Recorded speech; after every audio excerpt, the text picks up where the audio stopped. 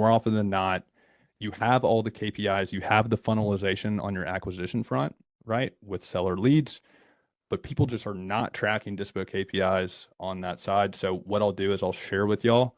I have a QR code in here where you can actually measure the health of your disposition department and your business. And we'll go over some of those KPIs that you can keep an eye out for. This next piece is going to be actually pricing the deal accordingly. We'll get into that here in just a minute. And that last piece is going to be actually running a highest and best campaign. Okay, so not taking the first offer that you get. All right. So when it comes to finding the right buyers, I'm going to talk about just the options you have, and some are going to be known to people, some may not. But we'll just compare some of these, right? So you obviously have the free methods to identify buyers, right? So you have going to courthouse steps. You can click through some of those, Felipe, if you want to. You can go to courthouse steps. You can do RIA meetings. You can do the boots on the ground work between the two of those. You can go to Silo. You can identify the sale comps there and find the flips and find the person and run the skip trace and then call that person. You can do agent outreach, which I do think works great by identifying investor agents. You can go to Facebook, very common thing, right? You then have the paid methods, okay? And the difference between the two of these things, before I jump into those, is really time, okay? So when it comes to scaling your business in that Dispo department, the ones on the left and even the cash buyers list on the right are going to be very manually time intensive processes, right? If you want to get access to who you really need to talk to quickly, that's where some of these paid channels come into play, where you can actually scale that part of your business. And so we'll show you investor base today and what we can do. But when it comes down to the difference between us and other methods of finding buyers, you'll hear the term cash buyers a lot, right? Everyone's always preached cash buyers, cash buyers. And what a majority of property data providers that are producing a cash buyers list, or if it's your CRM, what they're doing is they're simply pulling a list of owners who purchased that property cash, right? However, what you'll find whenever you get that list is you will find a lot of owner occupants that simply paid cash for their house, but they live there, right? Think about COVID. A lot of people moved from, say, New York City, sold their condo, moved down to, Charleston, South Carolina.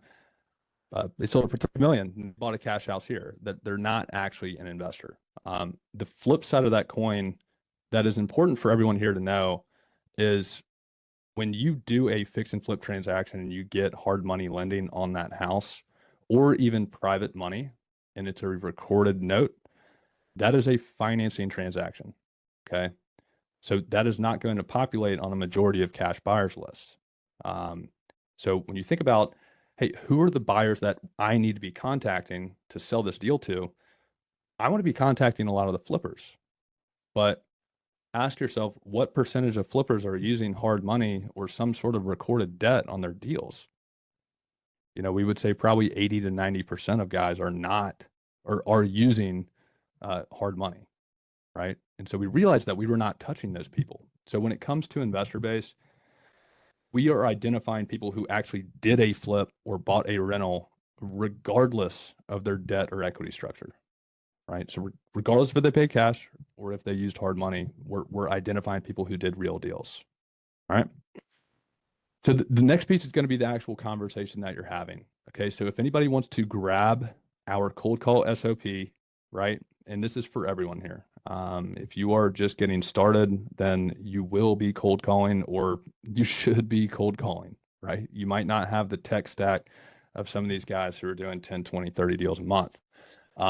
So grab that. There's a lot of tips and tricks in there. We'll go over a few here in just a second. You can hop on the next one there, Felipe. But yeah, your methods of communication on the Dispo front are really going to be email, SMS, and cold call. And once again, I cannot encourage a cold call campaign enough in 2026. So what does this call sound like? Buyers are extremely busy people, right? We are all business operators in here, whether you're insurance, whether you're a service provider on this call, or whether you're an operator. Imagine getting a call from a number you don't know in 2026. You pick up? No, I don't. They're going to have to double call me, right? And so that we'll get into that here in a second. But the cadence of calls is going to be a double call voicemail text to get these people to pick up the phone, right? But when they do pick up the phone, this is where the conversation is incredibly important. And so some tips and tricks to keep people on the phone, keep them engaged, and keep them interested are a few of these things. So the overall theme of this call is act like you know the person. Do not ever call a buyer and say, "Hey, I was calling to reach Felipe," or "Hey, is this Felipe?" It's, "Hey, Felipe, this is Daniel McClam with Hawks Real Estate. How you been, man?" Right? Let's open that door. It's a much warmer response from him right off the bat, right? The second piece is assume that they are still buying, right? Some people will come in and say, "Hey, is just curious if you're still doing flips. Hey, just curious if you're still doing deals." Um, my conversation with Felipe would go like, "Hey, Felipe, look, we have I saw that you just did this deal right around the corner on 123 Main Street. I have a deal that I think would be perfect for you.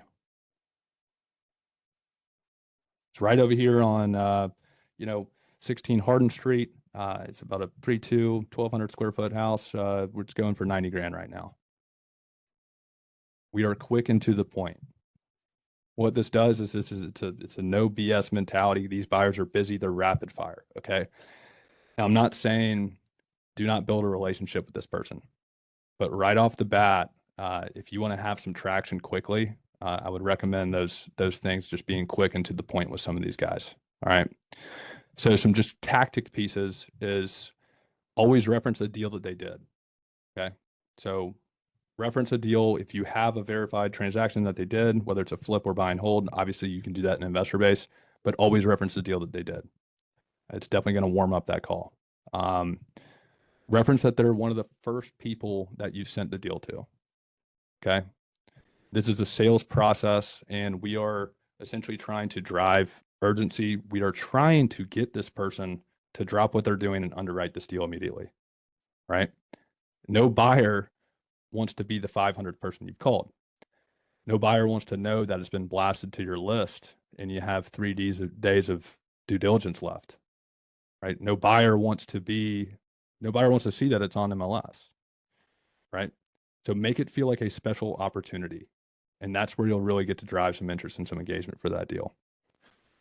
Mentioning you have some deals coming down the pipeline, and then the credibility packet is incredibly important just to keep it going.